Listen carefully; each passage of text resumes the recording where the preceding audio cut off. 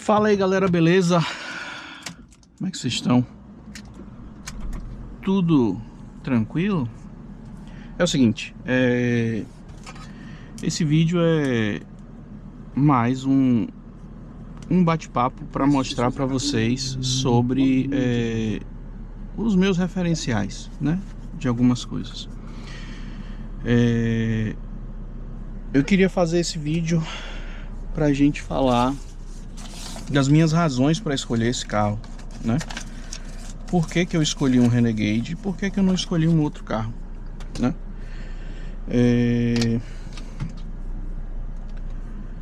Hoje é dia 1º, o dia da mentira, né?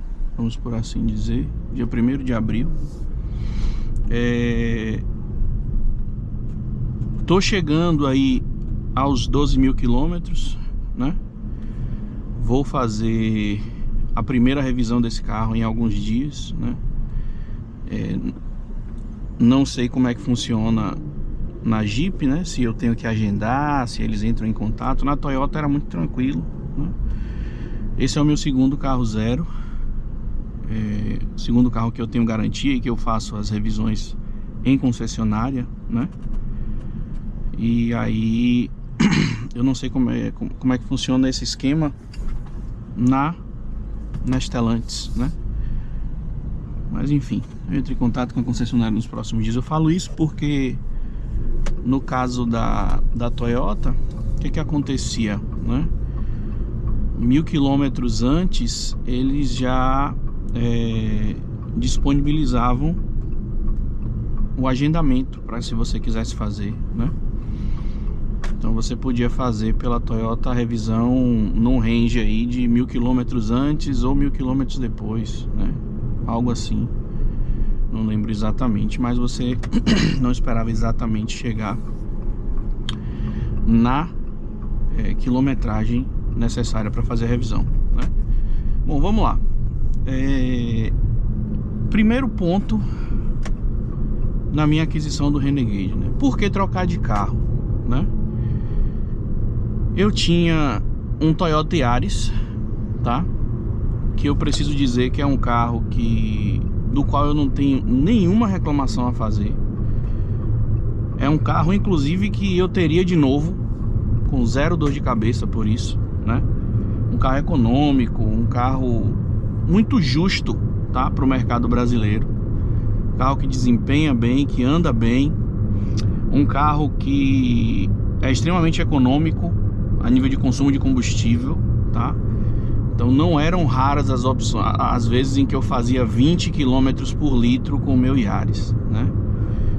Era um câmbio CVT, era um câmbio, um motor 1.5 aspirado, né? O meu era um Yaris Sedan, era um motor 1.5 aspirado. Eu definitivamente tenho mais potência, mais torque nesse carro aqui, mas era um carro extremamente a contento, tá? Por que que eu troquei de carro, né? O nosso segundo filho nasceu e a minha esposa prefere andar no banco de trás com os nossos dois filhos, né? Para isso aí eu precisaria ter um carro que comportasse bem um adulto com duas cadeirinhas no banco de trás, beleza? Então esse foi o primeiro motivo para trocar de carro. Perguntas que podem surgir: pô, por que não um outro carro? Por que não um carro maior, com mais espaço, etc? Vamos lá. Decisão por compra de carro, além de vários fatores, ela não é feita baseada no ranking dos carros que melhor vendem, que melhor desempenham, que melhor tem a ficha técnica na internet, né? Não só a chegada do segundo filho foi o critério para trocar de carro, né? Então assim, eu gosto de dirigir, então procurar um carro que me oferecesse um conforto ao dirigir foi uma das coisas que a gente buscou, né? Um carro que nos oferecesse segurança também, não só em nível de equipamento técnico, né, como airbags, etc, mas segurança de potência mesmo, desempenho de motor, como a gente pega a estrada para ir para o interior com uma certa constância, eu preciso ter um carro que me garanta fazer as ultrapassagens com certa segurança, né? Eu pego trechos de rodovia que não são necessariamente duplicados, né? Então eu preciso ter um carro que responda bem e que não me deixe, vamos dizer assim, em apuros, né? Então, por exemplo, você faz qualquer viagem com um carro 1.0, você faz. Eu poderia ter um Palio e faria qualquer viagem com ele, como eu já fiz, com um no Mille, como eu já tive, né? Mas você precisa ter um pouco mais de cautela nessas horas. Você sabe que aquele motor não vai te render uma ultrapassagem com tanta segurança quanto um motor como esse aqui vai te render, né? Então, alguns fatores meio que brotaram nesse momento, né? Vamos lá, vamos trocar de carro porque a gente tem um segundo filho. Mas eu também quero um carro que me ofereça o conforto suficiente para dirigir, né? E quero, além de ser um carro que tenha esse suporte, né, traseiro. E aí, por que eu escolhi o Renegade, né? Talvez o fator mais forte, né, tenha sido a experiência de familiares com esse carro, né? Eu tenho um tio, na verdade, que ele sempre gostou muito do Toyota Corolla e gosta até hoje, mas devido a um problema de coluna, né, ele foi aconselhado, ele dirige muito, ele viaja bastante, ele foi aconselhado a ir para um carro com uma posição de dirigir um pouco mais alta, né, e que pudesse ajudar ele nessa questão da ergonomia, né? E na época, alguns anos atrás, uns 5 ou 6 anos, ele optou por um Renegade. Na época o Renegade é diesel, né, 4x4, e ele gostou muito do carro, e desde então ele vem apenas substituindo, né, trocando um Renegade por outro, né? Ele sempre teve os Renegades diesel, né? Considerou pegar um Renegade Flex quando ele viu o meu, né, com o motor 1.3, que ele sempre me falou que ele não gostava muito do 1.8, né? Mas talvez esse tenha sido o maior fator que me influenciou a ir pro Renegade, né? Então eu pude andar com o Renegade diesel lá, ver como é que era. Alguns amigos me emprestaram também outros carros, né, para dirigir durante algum tempo, para sentir o carro, ver como é que tava. Mas eu achei interessante. Quando eu fui na concessionária junto com a minha esposa para fazer o test drive do Renegade, e a gente levou as duas cadeirinhas, né? E aí eu não tenho dados técnicos, medidas para falar para vocês, mas vamos lá. No Yaris, o que é que a gente teria que fazer quando se a gente tivesse que transitar com a minha esposa e duas cadeirinhas no carro, né? No Yaris, uma cadeirinha ficaria fixa, minha esposa teria que entrar e a gente só colocaria a segunda cadeirinha depois que ela já estivesse no carro. Então a gente teria meio que fazer um Tetris ali pra gente conseguir fazer essa configuração, né, de duas cadeirinhas com uma pessoa no banco de trás, né? Então, quando a gente chegou na concessionária com as duas cadeirinhas, a minha esposa conseguiu colocar as duas no carro e ter acesso sem precisar remover uma das cadeirinhas, né? Então isso foi bastante legal pra gente. Esse carro é o melhor espaço interno da categoria, é o melhor espaço interno do mercado? Definitivamente não. Existem outros melhores, existem outros que vão oferecer maior espaço interno, né? Mas esse nos atendeu, né? Como eu já falei em outros vídeos, o carro atende a uma necessidade sua, né? Eu e minha esposa somos relativamente baixinhos, né? Eu tenho um 1,72, minha esposa deve ter aí um 1,65, por aí. E nós não somos muito altos, então não somos pessoas que demandam uma grande necessidade de espaço interno para estar relativamente confortáveis, e a gente está, né? Um outro ponto que nos chamou a atenção quando a gente fez esse teste, né, de ir na concessionária em relação ao Yaris é o seguinte: o Yaris, no assento do centro, aqui no banco de trás, ele tem aquele porta-copos, né? Então a pessoa que vai sentada ali no meio, ela abdica bastante de conforto para ter aquele porta-copos ali, né? Quando a gente entrou no carro e a gente viu que aquele porta-copos ele não estaria presente no Renegade, pode ser um demérito para você, mas para mim, para minha esposa também, foi uma vantagem, né? Um ponto positivo do carro. Então a gente curtiu o Renegade não ter esse porta-copos no banco traseiro para o assento do meio, né? Então esses foram fatores que cogitaram a favor. Outra coisa que também é referencial particular, você que me assiste, que me ouve, pode querer, desejar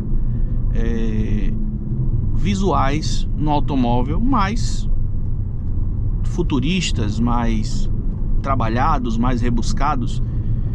Eu venho te dizer que esse não é o meu caso, beleza? Então,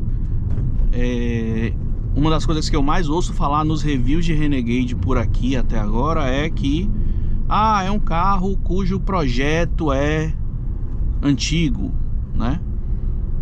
E pra mim não é demérito, beleza? Eu não procuro um carro com um visual mais futurístico, com uma proposta mais, vamos dizer assim, disruptiva, né? Vamos colocar esse nome, né? Então, não é a minha busca, tá? Então, o Renegade, em termos visuais, me agrada muito, me agrada bastante, né? Tendo em vista isso, a gente já estava basicamente aí dentro da categoria dos SUVs compactos, né? Então a gente já estava considerando, pô, esse Renegade atende bastante os critérios que a gente quer, né? Algumas outras opções que a gente considerou, beleza? Consideramos a Duster, porque é um veículo que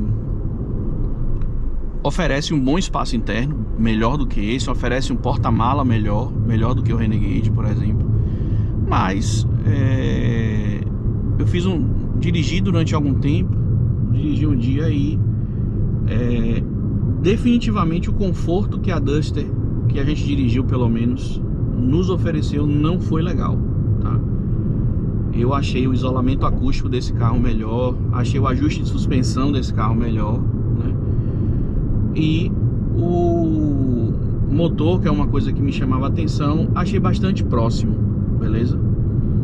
Mas ainda assim não foi o suficiente para me fazer optar pela Duster e não pelo Renegade, né? Outra opção, que essa sim me deixou muito balançado, mesmo sendo mais cara, é o Volkswagen T-Cross, né? O T-Cross é um carro muito bom, né? Na época em que eu pesquisei, hoje a gente já tem aí o Creta com motor 1.6 turbo e tal, mas o T-Cross na versão 250 TSI, se eu não me engano é a versão Highline, para mim tem um conjunto mecânico superior a esse carro, né? E falando em SUV compacto, nossa, que massa! E falando em SUV compacto, se eu fosse abdicar do Renegade, eu abdicaria pelo T-Cross na versão Highline 250 TSI, beleza? Não lembro exatamente qual é a configuração do motor, eu acho que é 1.5 turbo, não tenho certeza. Mas é um carro com motor muito bom, acabamento muito bom, opcionais muito bons. Só perde pra mim em uma coisa, que é acabamento interno, né? Que usa muito plástico rígido, diferente aqui do Renegade, que você tem meio que, não sei se é um soft touch, algo assim. Aqui, ou um plástico flexível, não sei como é que é. E por que que isso é importante pra mim? Porque eu vou pro interior e eu ando lá, como vocês podem ver nos outros vídeos aí, estrada de chão, né? Não faço rally, não faço trechos muito puxados, mas ando sim nesses trechos. E experiências de outros carros que eu já tive. Vamos lá, acho que a câmera esquentou um pouco. Tentei reiniciar a gravação aqui. Então vamos lá. Experiência de outros carros que eu já tive né? Essa questão do acabamento interno é importante para mim, dos plásticos, né? Porque depois de um tempo muita coisa começa a vibrar e trazer para dentro da cabine aqueles sonzinhos dos grilinhos chatos, né? Que são inevitáveis quando você está em trechos de estrada de chão, beleza? Então esse é um dos pontos aí que me fez não pegar ele em relação ao T-Cross, né? Outro carro que me chamou bastante atenção na época e que me fez pensar bastante foi o Tiggo 7 Sport, né? Que seria um carro que não me ofereceria o conjunto mecânico que esse carro me oferece, mas me daria aí provavelmente, né, o conforto e um espaço interno aí que a minha família precisaria, e mais barato até do que esse carro. Então eu estaria saindo aí de um SUV compacto para um SUV médio com um preço bem acessível, né? Por que você não pegou, Vera, o Tiggo 7 Sport, né? Primeiro, receio meu com a marca, né? Isso é um receio meu. Você pode não ter esse receio, você pode curtir, ser feliz e ter muito bom. Talvez eu até um dia opte, mas eu ainda tive receio com a marca. E segundo motivo é a fila de espera para o Tiggo 7 Sport. Quando eu fui comprar, ela era de 6 meses, né? E aí eu dei uma pesquisada, e as concessionárias elas ainda diziam que a espera era de 3 meses, mas quando ia se verificar com a montadora, eles diziam que não deveria informar 3 meses, deveria ser 6 meses, né?